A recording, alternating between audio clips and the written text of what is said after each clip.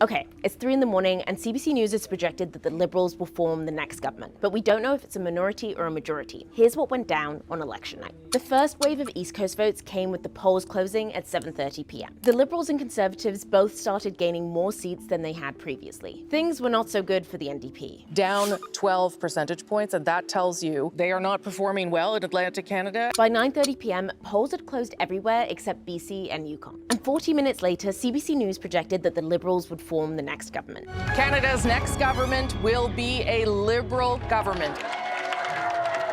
But it was too close to call whether they would form a minority or majority government. We should remind you that a fourth term, a fourth mandate like this, incredibly rare in Canadian politics. The last time was from 1993 to 2006 under 2 leaders. At 10:30, Yves-François Blanchet was elected in his Quebec riding of Beloeil-Chambly. But things were not looking so good for the Bloc, with the party projected to lose about 1/3 of its seats. This is not the results they're looking for. Minutes later, Mark Carney was elected in his riding of Nepean. As a member of Parliament for the very first time, and that is Mark Carney, Canada's Prime Minister. That win also made him the first Prime Minister to hold a seat in what is now Ottawa since the 1880s. An hour later, Chrystia Freeland was elected in the Toronto riding of University Rosedale. I think it's a remarkable turnaround, Rosie. And Green Party leader Elizabeth May was elected in her BC riding of Saanich Gulf Islands. Our other co-leader lost in his riding in Outremont. After midnight, NDP leader Jagmeet Singh made a big announcement. I've been informed a party leader that I'll be stepping down as party leader as soon as an interim leader can be appointed. He also lost his seat in his riding of Burnaby South. Then Conservative leader Pierre Poilievre spoke. We have much to celebrate tonight. We've gained well over 20 seats. That said, we are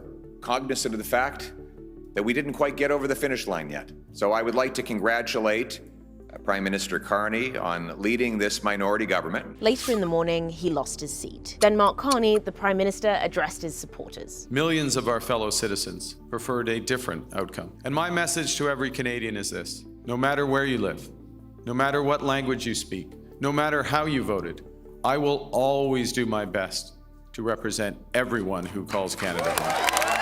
Now, by the time you watch this, we may know whether we have a minority or a majority. But as of 3 a.m. ET Tuesday, it's unclear. And there's one big reason. Largely because of the advance poll and the special ballots. Those are still significant numbers. That could still change a number of ridings. And as you see there, the Liberals at 167, it wouldn't take very many times for them to get up to 172. Do you have questions about the results or what comes next? You can send us an email to ask@cbc.ca.